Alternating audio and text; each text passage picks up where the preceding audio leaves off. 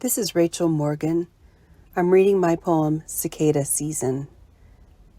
Who can blame them for calling like banshees after years underground, making public the very private act of living? Their amber alien husks parade up the maple in our front yard.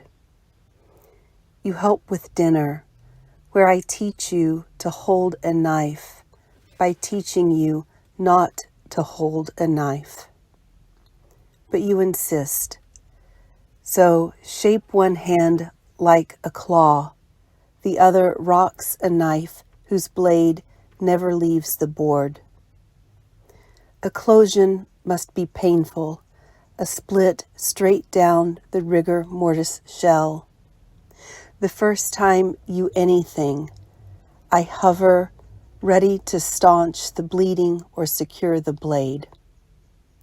Our species has the longest childhood, all this time above ground, laughing into porch-lit nights, idly walking around with our wings at the ready.